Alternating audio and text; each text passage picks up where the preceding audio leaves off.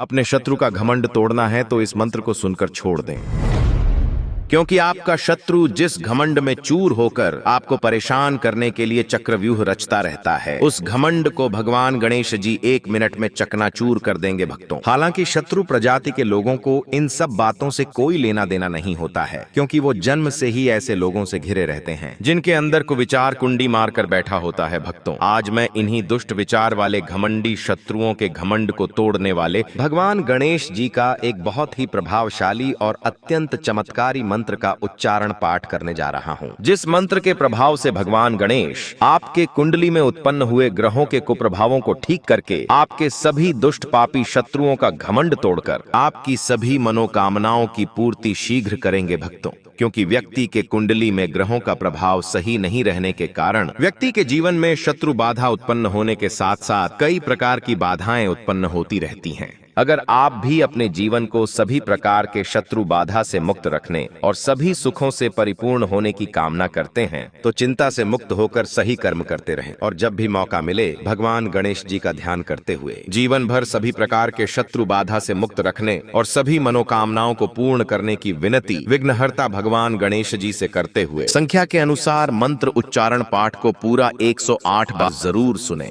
मंत्र खत्म होते ही गणेश जी आपके जीवन को शत्रु समेत सभी बाधाओं से मुक्त करते हुए आपकी सभी मनोकामनाओं की पूर्ति करना प्रारंभ कर देंगे भक्तों, क्योंकि ये बहुत ही प्रभावशाली और अत्यंत चमत्कारी महामंत्र है। सच्ची श्रद्धा से पूरा श्रवण करें। ॐ नमो विघ्नराजाय सर्वसौख्यप्रदायिने दुष्टारिष्टविनाशाय पराय परमात्मने लम्बोदरं महावीर्यं नागयज्ञोपशोभितम् अर्धचन्द्रधरं देवं विघ्नकेतुः विनाशनम्। ॐ गं गणपतये सर्वविघ्नहराय सर्वाय सर्वगुरुवे लम्बोदराय ह्रीं गं नमः।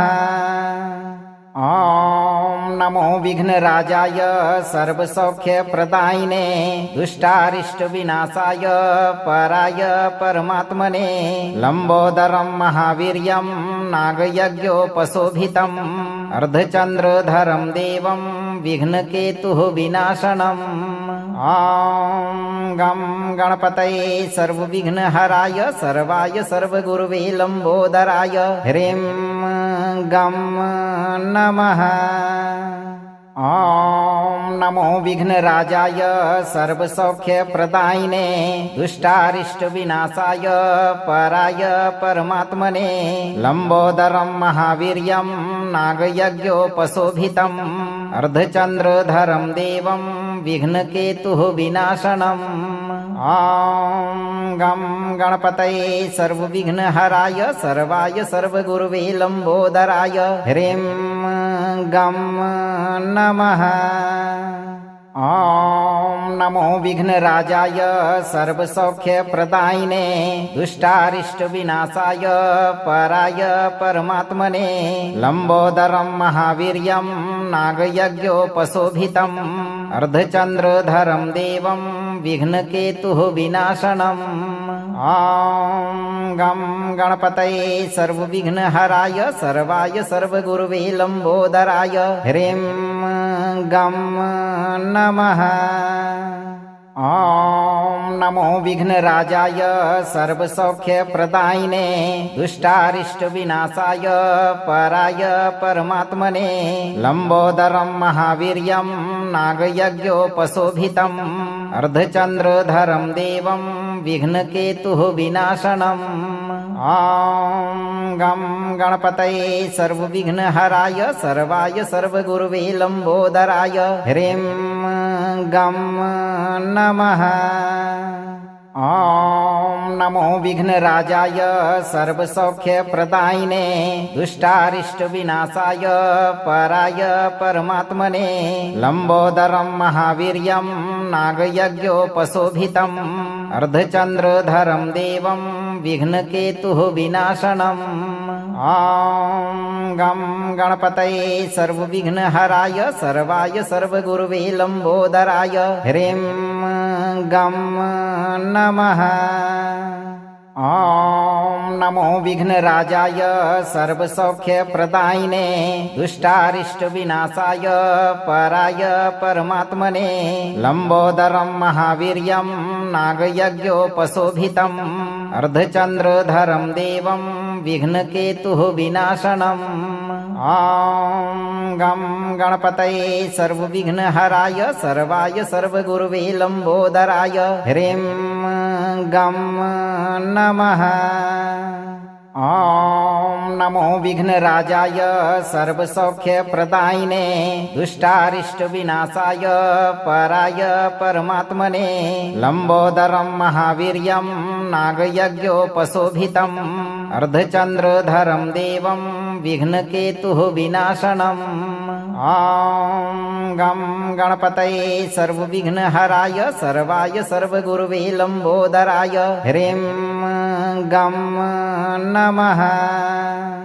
ॐ नमो विघ्नराजाय सर्वसौख्यप्रदायिने दुष्टारिष्टविनाशाय पराय परमात्मने लंबोदरं महावीर्यं नागयज्ञोपशोभितम् अर्धचंद्रधरं देवं विघ्नकेतुः विनाशनम् ॐ गं गणपतये सर्वविघ्नहराय सर्वाय सर्वगुरुवे लंबोदराय ह्रीं गं नमः। ॐ नमो विघ्नराजाय सर्वसौख्यप्रदायिने दुष्टारिष्टविनाशाय पराय परमात्मने लंबोदरं महावीर्यं नागयज्ञोपशोभितम् अर्धचंद्रधरं देवं विघ्नकेतुः विनाशनम् ॐ गं गणपतये सर्वविघ्नहराय सर्वाय सर्वगुरुवे लंबोदराय ह्रीं गं नमः। ॐ नमो विघ्नराजाय सर्वसौख्यप्रदायिने दुष्टारिष्टविनाशाय पराय परमात्मने लंबोदरं महावीर्यं नागयज्ञोपशोभितम् अर्धचंद्रधरं देवं विघ्नकेतुः विनाशनम् ॐ गं गणपतये सर्वविघ्नहराय सर्वाय सर्वगुरुवे लंबोदराय ह्रीं गं नमः। ॐ नमो विघ्नराजाय सर्वसौख्यप्रदायिने दुष्टारिष्टविनाशाय पराय परमात्मने लंबोदरं महावीर्यं नागयज्ञोपशोभितम् अर्धचंद्रधरं देवं विघ्नकेतुः विनाशनम् ॐ गं गणपतये सर्वविघ्नहराय सर्वाय सर्वगुरुवे लंबोदराय ह्रीं गं नमः। ॐ नमो विघ्नराजाय सर्वसौख्यप्रदायिने दुष्टारिष्टविनाशाय पराय परमात्मने लंबोदरं महावीर्यं नागयज्ञोपशोभितम् अर्धचंद्रधरं देवं विघ्नकेतुः विनाशनम् ॐ गं गणपतये सर्वविघ्नहराय सर्वाय सर्वगुरुवे लंबोदराय ह्रीं गं नमः। ॐ नमो विघ्नराजाय सर्वसौख्यप्रदायिने दुष्टारिष्टविनाशाय पराय परमात्मने लंबोदरं महावीर्यं नागयज्ञोपशोभितम् अर्धचंद्रधरं देवं विघ्नकेतुः विनाशनम् ॐ गं गणपतये सर्वविघ्नहराय सर्वाय सर्वगुरुवे लंबोदराय ह्रीं गं नमः। ॐ नमो विघ्नराजाय सर्वसौख्यप्रदायिने दुष्टारिष्टविनाशाय पराय परमात्मने लंबोदरं महावीर्यं नागयज्ञोपशोभितम् अर्धचंद्रधरं देवं विघ्नकेतुः विनाशनम् ॐ गं गणपतये सर्वविघ्नहराय सर्वाय सर्वगुरुवे लंबोदराय ह्रीं गं नमः। ॐ नमो विघ्नराजाय सर्वसौख्यप्रदायिने दुष्टारिष्टविनाशाय पराय परमात्मने लंबोदरं महावीर्यं नागयज्ञोपशोभितम् अर्धचन्द्रधरं देवं विघ्नकेतुः विनाशनम् ॐ गं गणपतये सर्वविघ्नहराय सर्वाय सर्वगुरवे लम्बोदराय ह्रीं गं नमः। ॐ नमो विघ्नराजाय सर्वसौख्यप्रदायिने दुष्टारिष्टविनाशाय पराय परमात्मने लम्बोदरं महावीर्यं नागयज्ञोपशोभितम् अर्धचन्द्रधरं देवं विघ्नकेतुः विनाशनम् ॐ गं गणपतये सर्वविघ्नहराय सर्वाय सर्वगुरवे लम्बोदराय ह्रीं गं नमः। ॐ नमो विघ्नराजाय सर्वसौख्यप्रदायिने दुष्टारिष्टविनाशाय पराय परमात्मने लम्बोदरं महावीर्यं नागयज्ञोपशोभितम् अर्धचन्द्रधरं देवं विघ्नकेतुः विनाशनम् ॐ गं गणपतये सर्वविघ्नहराय सर्वाय सर्वगुरवे लम्बोदराय ह्रीं गं नमः।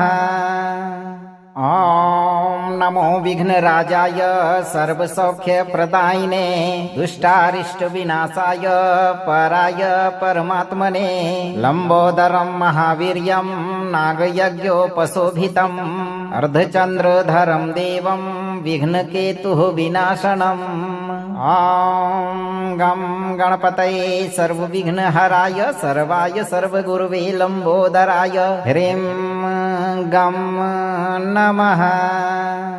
ॐ नमो विघ्नराजाय सर्वसौख्यप्रदायिने दुष्टारिष्टविनाशाय पराय परमात्मने लम्बोदरं महावीर्यं नागयज्ञोपशोभितम् अर्धचन्द्रधरं देवं विघ्नकेतुः विनाशनम् ॐ गं गणपतये सर्वविघ्नहराय सर्वाय सर्वगुरवे लम्बोदराय ह्रीं गं नमः।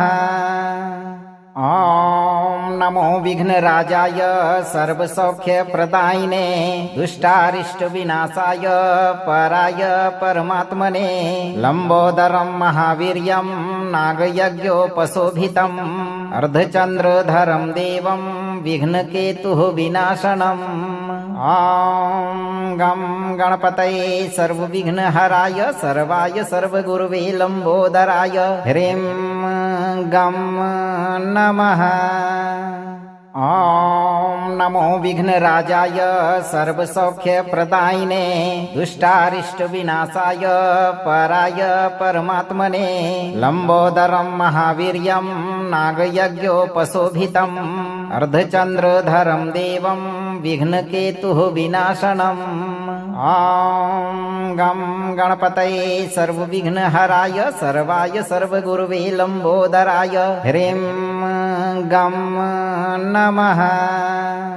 ॐ नमो विघ्नराजाय सर्वसौख्यप्रदायिने दुष्टारिष्टविनाशाय पराय परमात्मने लम्बोदरं महावीर्यं नागयज्ञोपशोभितम् अर्धचन्द्रधरं देवं विघ्नकेतुः विनाशनम् ॐ गं गणपतये सर्वविघ्नहराय सर्वाय सर्वगुरवे लम्बोदराय ह्रीं गं नमः।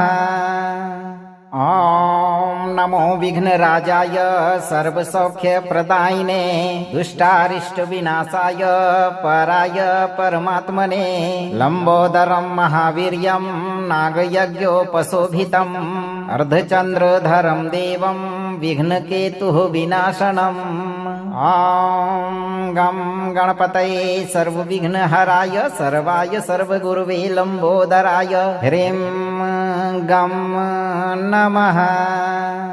ॐ नमो विघ्नराजाय सर्वसौख्यप्रदायिने दुष्टारिष्टविनाशाय पराय परमात्मने लम्बोदरं महावीर्यं नागयज्ञोपशोभितम् अर्धचन्द्रधरं देवं विघ्नकेतुः विनाशनम् ॐ गं गणपतये सर्वविघ्नहराय सर्वाय सर्वगुरवे लम्बोदराय ह्रीं गं नमः। ॐ नमो विघ्नराजाय सर्वसौख्यप्रदायिने दुष्टारिष्टविनाशाय पराय परमात्मने लम्बोदरं महावीर्यं नागयज्ञोपशोभितम् अर्धचन्द्रधरं देवं विघ्नकेतुः विनाशनम्। ॐ गं गणपतये सर्वविघ्नहराय सर्वाय सर्वगुरवे लम्बोदराय ह्रीं गं नमः। ॐ नमो विघ्नराजाय सर्वसौख्यप्रदायिने दुष्टारिष्टविनाशाय पराय परमात्मने लम्बोदरं महावीर्यं नागयज्ञोपशोभितम् अर्धचन्द्रधरं देवं विघ्नकेतुः विनाशनम्। ॐ गं गणपतये सर्वविघ्नहराय सर्वाय सर्वगुरवे लम्बोदराय ह्रीं गं नमः। ॐ नमो विघ्नराजाय सर्वसौख्यप्रदायिने दुष्टारिष्टविनाशाय पराय परमात्मने लम्बोदरं महावीर्यं नागयज्ञोपशोभितम् अर्धचन्द्रधरं देवं विघ्नकेतुः विनाशनम्। ॐ गं गणपतये सर्वविघ्नहराय सर्वाय सर्वगुरवे लम्बोदराय ह्रीं गं नमः।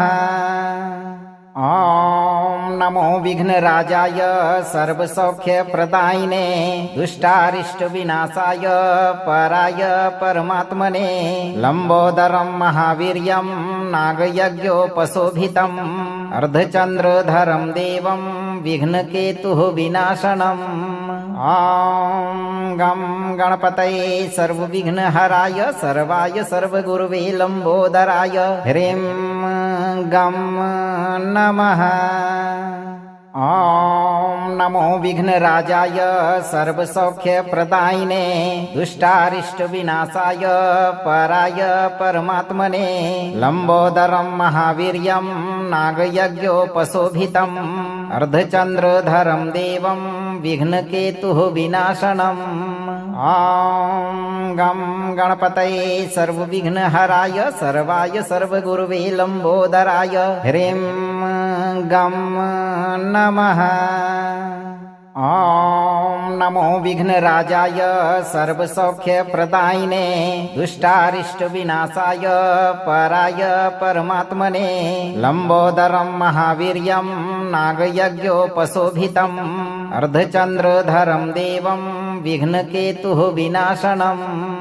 ॐ गं गणपतये सर्वविघ्नहराय सर्वाय सर्वगुरवे लम्बोदराय ह्रीं गं नमः। ॐ नमो विघ्नराजाय सर्वसौख्यप्रदायिने दुष्टारिष्टविनाशाय पराय परमात्मने लम्बोदरं महावीर्यं नागयज्ञोपशोभितम् अर्धचन्द्रधरं देवं विघ्नकेतुः विनाशनम्। ॐ गं गणपतये सर्वविघ्नहराय सर्वाय सर्वगुरवे लम्बोदराय ह्रीं गं नमः। ॐ नमो विघ्नराजाय सर्वसौख्यप्रदायिने दुष्टारिष्टविनाशाय पराय परमात्मने लम्बोदरं महावीर्यं नागयज्ञोपशोभितम् अर्धचन्द्रधरं देवं विघ्नकेतुः विनाशनम्। ॐ गं गणपतये सर्वविघ्नहराय सर्वाय सर्वगुरवे लम्बोदराय ह्रीं गं नमः। ॐ नमो विघ्नराजाय सर्वसौख्यप्रदायिने दुष्टारिष्टविनाशाय पराय परमात्मने लम्बोदरं महावीर्यं नागयज्ञोपशोभितम् अर्धचन्द्रधरं देवं विघ्नकेतुः विनाशनम्। ॐ गं गणपतये सर्वविघ्नहराय सर्वाय सर्वगुरवे लम्बोदराय ह्रीं गं नमः। ॐ नमो विघ्नराजाय सर्वसौख्यप्रदायिने दुष्टारिष्टविनाशाय पराय परमात्मने लंबोदरं महावीर्यं नागयज्ञोपशोभितम् अर्धचंद्रधरं देवं विघ्नकेतुः विनाशनम् ॐ गं गणपतये सर्वविघ्नहराय सर्वाय सर्वगुरुवे लंबोदराय ह्रीं गं नमः। ॐ नमो विघ्नराजाय सर्वसौख्यप्रदायिने दुष्टारिष्टविनाशाय पराय परमात्मने लंबोदरं महावीर्यं नागयज्ञोपशोभितम् अर्धचंद्रधरं देवं विघ्नकेतुः विनाशनम् ॐ गं गणपतये सर्वविघ्नहराय सर्वाय सर्वगुरुवे लंबोदराय ह्रीं गं नमः। ॐ नमो विघ्नराजाय सर्वसौख्यप्रदायिने दुष्टारिष्टविनाशाय पराय परमात्मने लंबोदरं महावीर्यं नागयज्ञोपशोभितम् अर्धचंद्रधरं देवं विघ्नकेतुः विनाशनम् ॐ गं गणपतये सर्वविघ्नहराय सर्वाय सर्वगुरुवे लंबोदराय ह्रीं गं नमः।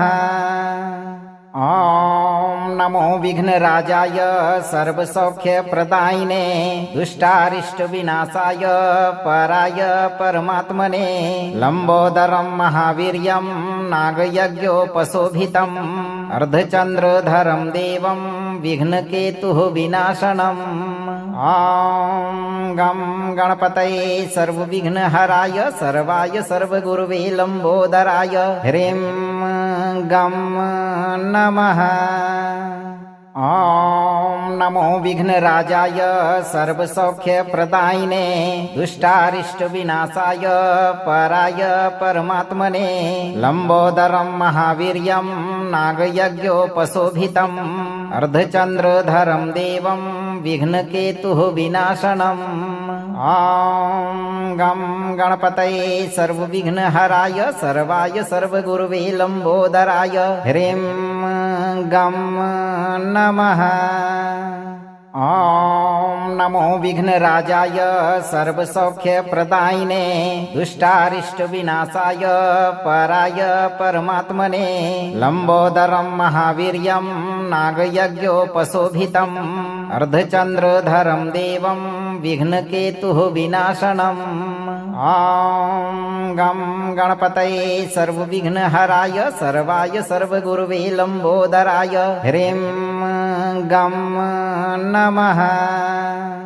ॐ नमो विघ्नराजाय सर्वसौख्यप्रदायिने दुष्टारिष्टविनाशाय पराय परमात्मने लंबोदरं महावीर्यं नागयज्ञोपशोभितम् अर्धचंद्रधरं देवं विघ्नकेतुः विनाशनम् ॐ गं गणपतये सर्वविघ्नहराय सर्वाय सर्वगुरुवे लंबोदराय ह्रीं गं नमः।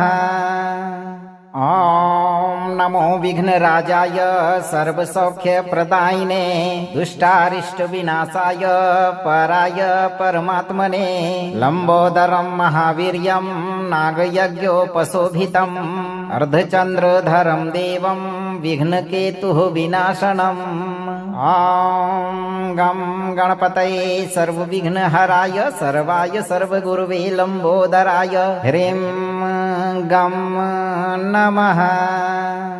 ॐ नमो विघ्नराजाय सर्वसौख्यप्रदायिने दुष्टारिष्टविनाशाय पराय परमात्मने लंबोदरं महावीर्यं नागयज्ञोपशोभितम् अर्धचंद्रधरं देवं विघ्नकेतुः विनाशनम् ॐ गं गणपतये सर्वविघ्नहराय सर्वाय सर्वगुरुवे लंबोदराय ह्रीं गं नमः।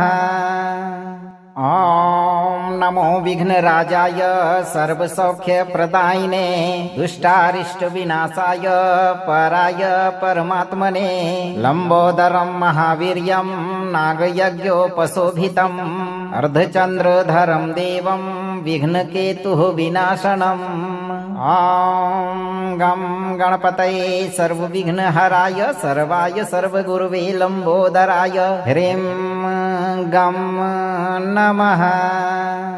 ॐ नमो विघ्नराजाय सर्वसौख्यप्रदायिने दुष्टारिष्टविनाशाय पराय परमात्मने लम्बोदरं महावीर्यं नागयज्ञोपशोभितम् अर्धचन्द्रधरं देवं विघ्नकेतुः विनाशनम् ॐ गं गणपतये सर्वविघ्नहराय सर्वाय सर्वगुरुवे लम्बोदराय ह्रीं गं नमः।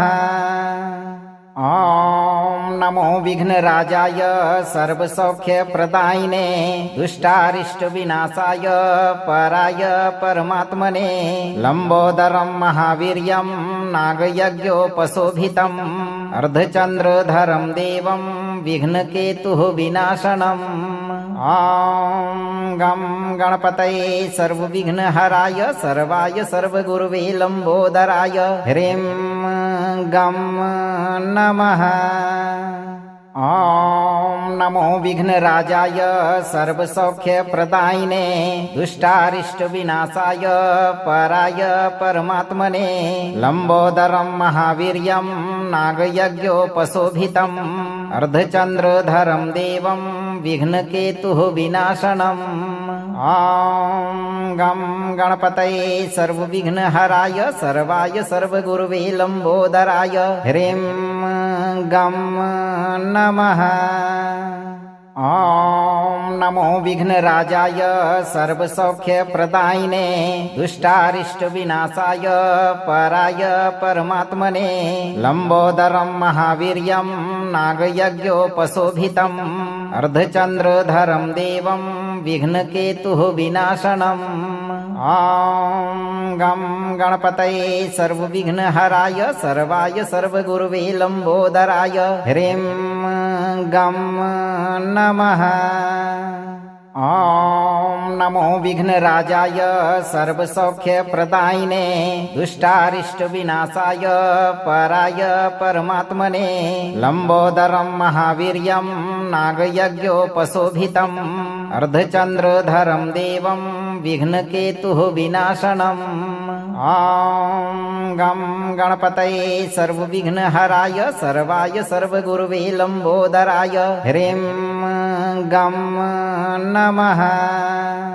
ॐ नमो विघ्नराजाय सर्वसौख्यप्रदायिने दुष्टारिष्टविनाशाय पराय परमात्मने लम्बोदरं महावीर्यं नागयज्ञोपशोभितम् अर्धचन्द्रधरं देवं विघ्नकेतुः विनाशनम् ॐ गं गणपतये सर्वविघ्नहराय सर्वाय सर्वगुरुवे लम्बोदराय ह्रीं गं नमः।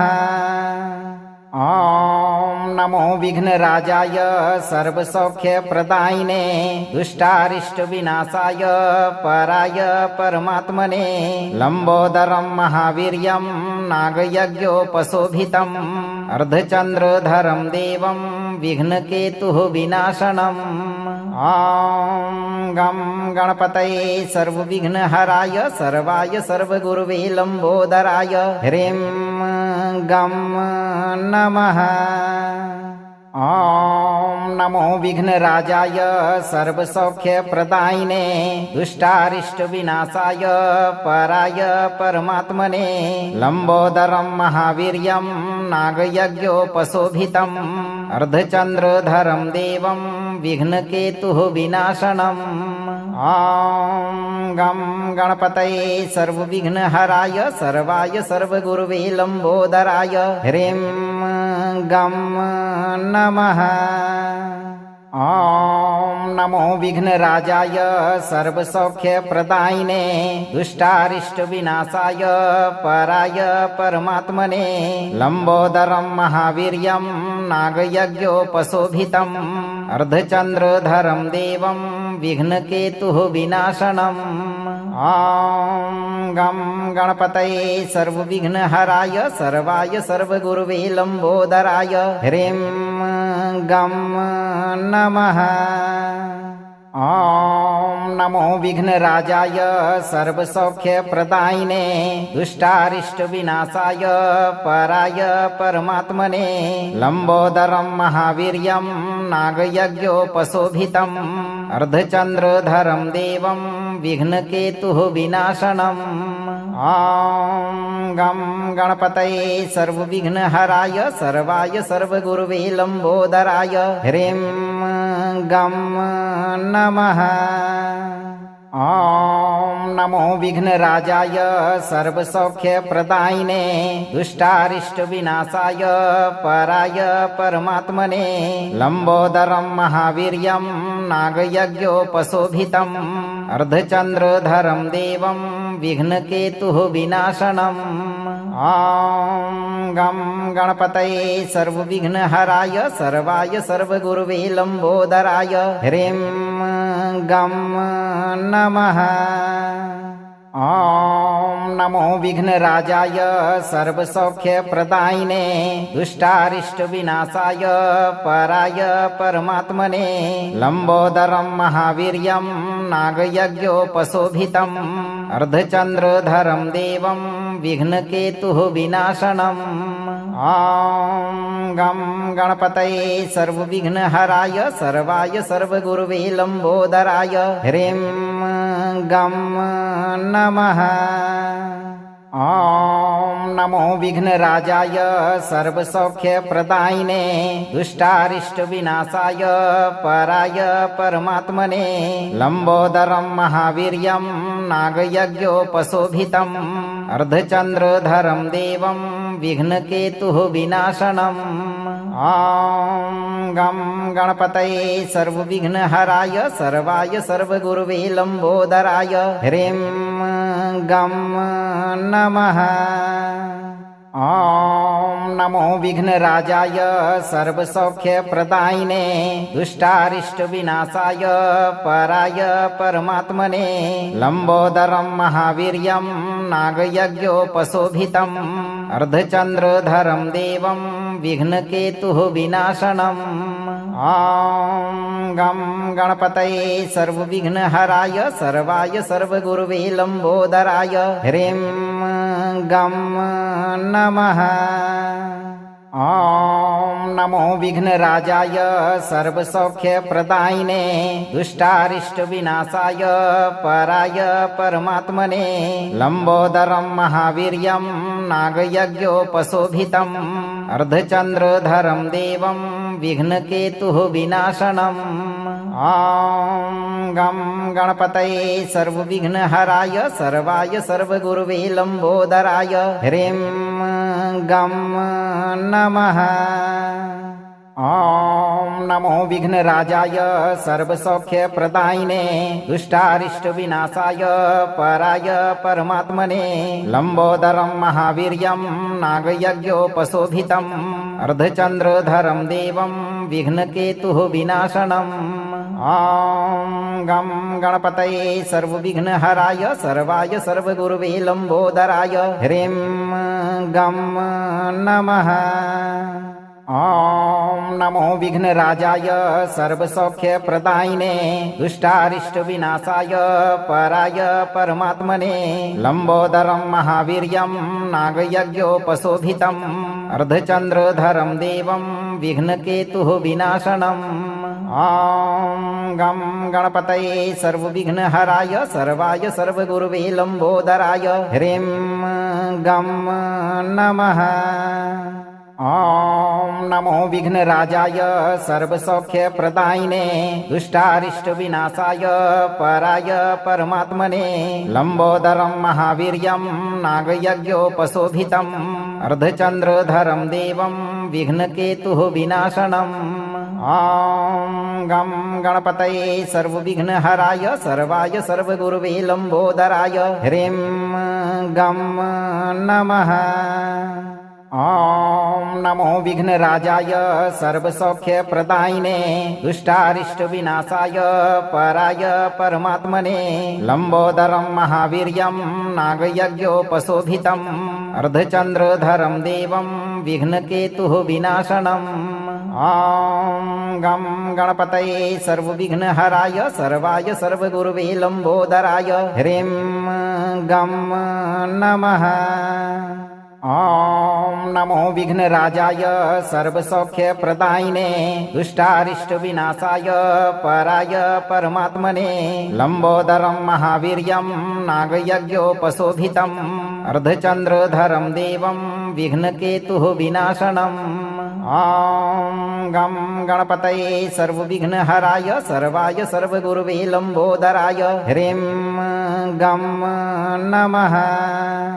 ॐ नमो विघ्नराजाय सर्वसौख्यप्रदायिने दुष्टारिष्टविनाशाय पराय परमात्मने लम्बोदरं महावीर्यं नागयज्ञोपशोभितम् अर्धचन्द्रधरं देवं विघ्नकेतुः विनाशनम् ॐ गं गणपतये सर्वविघ्नहराय सर्वाय सर्वगुरुवे लम्बोदराय ह्रीं गं नमः। ॐ नमो विघ्नराजाय सर्वसौख्यप्रदायिने दुष्टारिष्टविनाशाय पराय परमात्मने लम्बोदरं महावीर्यं नागयज्ञोपशोभितम् अर्धचन्द्रधरं देवं विघ्नकेतुः विनाशनम् ॐ गं गणपतये सर्वविघ्नहराय सर्वाय सर्वगुरुवे लम्बोदराय ह्रीं गं नमः। ॐ नमो विघ्नराजाय सर्वसौख्यप्रदायिने दुष्टारिष्टविनाशाय पराय परमात्मने लम्बोदरं महावीर्यं नागयज्ञोपशोभितम् अर्धचन्द्रधरं देवं विघ्नकेतुः विनाशनम् ॐ गं गणपतये सर्वविघ्नहराय सर्वाय सर्वगुरुवे लम्बोदराय ह्रीं गं नमः।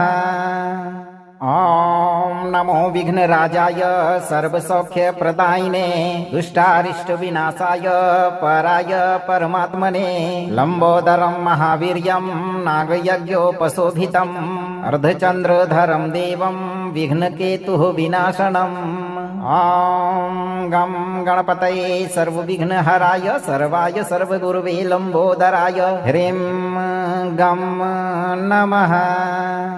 ॐ नमो विघ्नराजाय सर्वसौख्यप्रदायिने दुष्टारिष्टविनाशाय पराय परमात्मने लम्बोदरं महावीर्यं नागयज्ञोपशोभितम् अर्धचन्द्रधरं देवं विघ्नकेतुः विनाशनम् ॐ गं गणपतये सर्वविघ्नहराय सर्वाय सर्वगुरुवे लम्बोदराय ह्रीं गं नमः।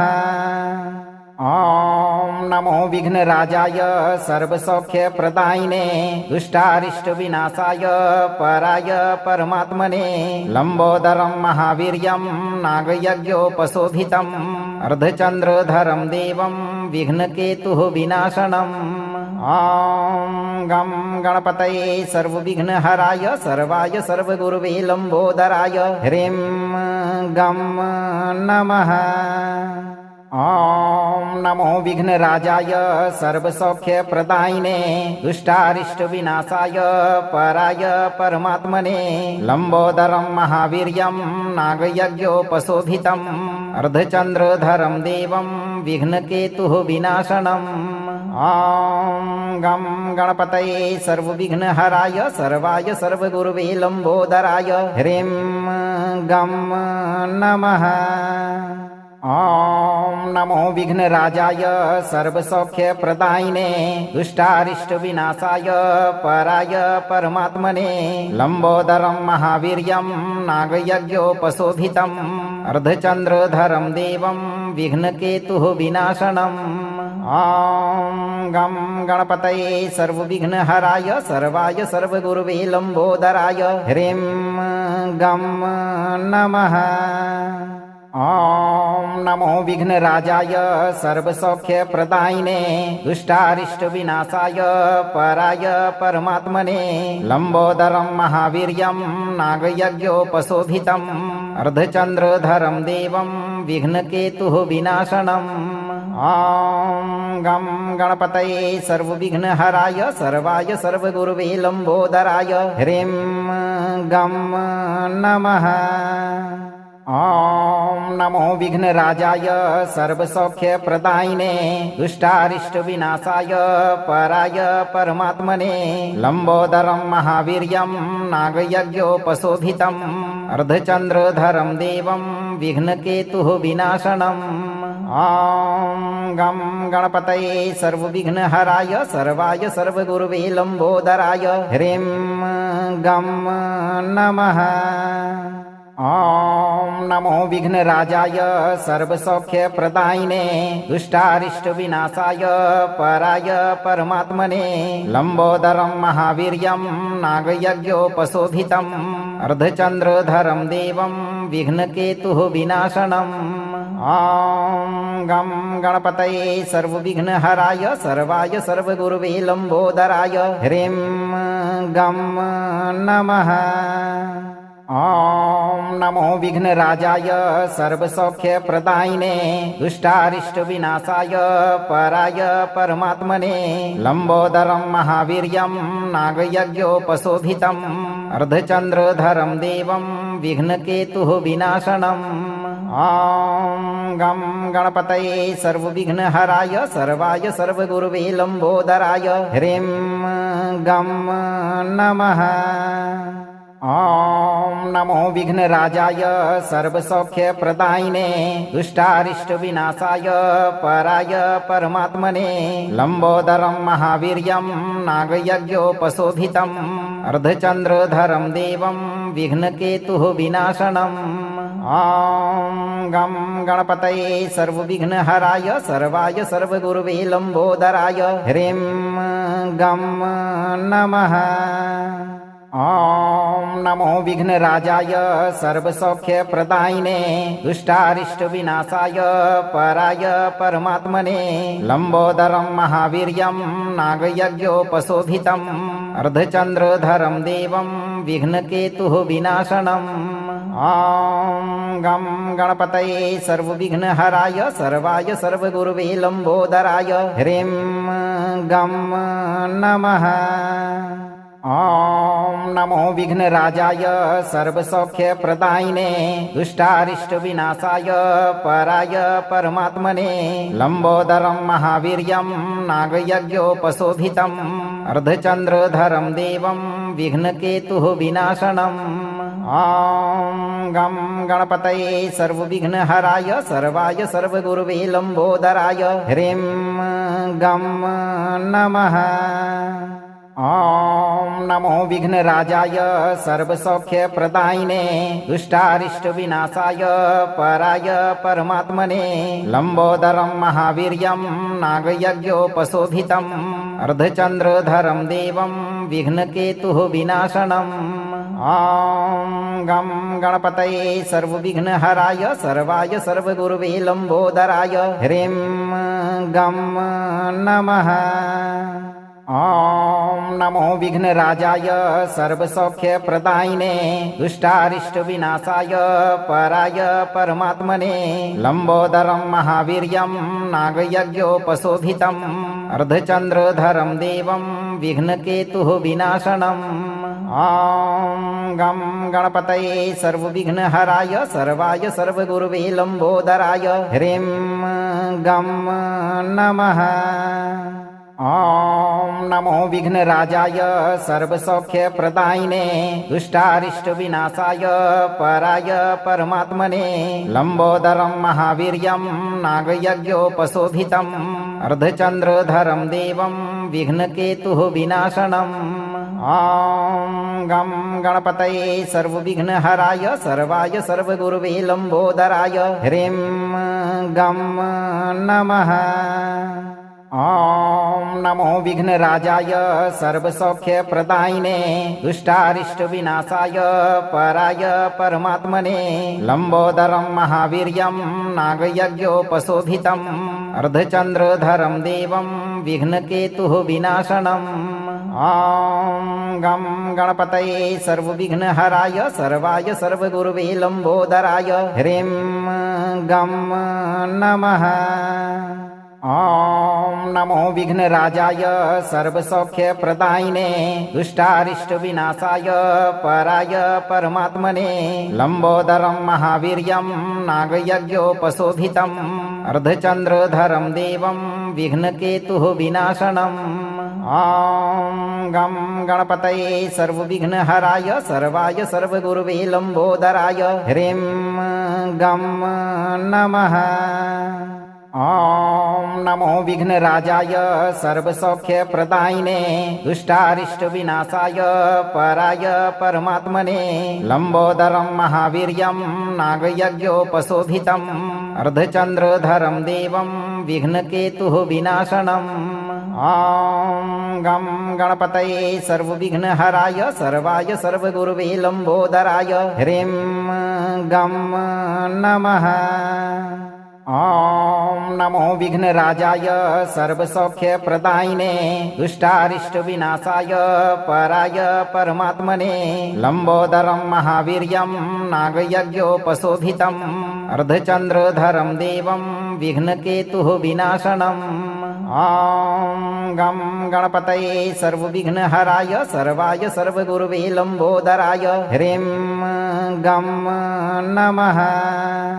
ॐ नमो विघ्नराजाय सर्वसौख्यप्रदायिने दुष्टारिष्टविनाशाय पराय परमात्मने लंबोदरं महावीर्यं नागयज्ञोपशोभितम् अर्धचंद्रधरं देवं विघ्नकेतुः विनाशनम् ॐ गं गणपतये सर्वविघ्नहराय सर्वाय सर्वगुरवे लंबोदराय ह्रीं गं नमः। ॐ नमो विघ्नराजाय सर्वसौख्यप्रदायिने दुष्टारिष्टविनाशाय पराय परमात्मने लंबोदरं महावीर्यं नागयज्ञोपशोभितम् अर्धचंद्रधरं देवं विघ्नकेतुः विनाशनम् ॐ गं गणपतये सर्वविघ्नहराय सर्वाय सर्वगुरवे लंबोदराय ह्रीं गं नमः। ॐ नमो विघ्नराजाय सर्वसौख्यप्रदायिने दुष्टारिष्टविनाशाय पराय परमात्मने लंबोदरं महावीर्यं नागयज्ञोपशोभितम् अर्धचंद्रधरं देवं विघ्नकेतुः विनाशनम् ॐ गं गणपतये सर्वविघ्नहराय सर्वाय सर्वगुरवे लंबोदराय ह्रीं गं नमः। ॐ नमो विघ्नराजाय सर्वसौख्यप्रदायिने दुष्टारिष्टविनाशाय पराय परमात्मने लंबोदरं महावीर्यं नागयज्ञोपशोभितम् अर्धचंद्रधरं देवं विघ्नकेतुः विनाशनम् ॐ गं गणपतये सर्वविघ्नहराय सर्वाय सर्वगुरवे लंबोदराय ह्रीं गं नमः। ॐ नमो विघ्नराजाय सर्वसौख्यप्रदायिने दुष्टारिष्टविनाशाय पराय परमात्मने लंबोदरं महावीर्यं नागयज्ञोपशोभितम् अर्धचंद्रधरं देवं विघ्नकेतुः विनाशनम् ॐ गं गणपतये सर्वविघ्नहराय सर्वाय सर्वगुरवे लंबोदराय ह्रीं गं नमः।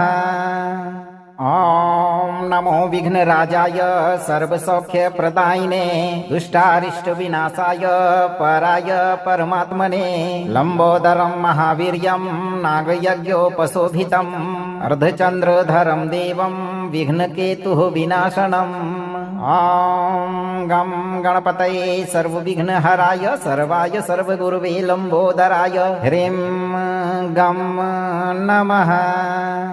ॐ नमो विघ्नराजाय सर्वसौख्यप्रदायिने दुष्टारिष्टविनाशाय पराय परमात्मने लम्बोदरं महावीर्यं नागयज्ञोपशोभितम् अर्धचन्द्रधरं देवं विघ्नकेतुः विनाशनम् ॐ गं गणपतये सर्वविघ्नहराय सर्वाय सर्वगुरुवे लम्बोदराय ह्रीं गं नमः।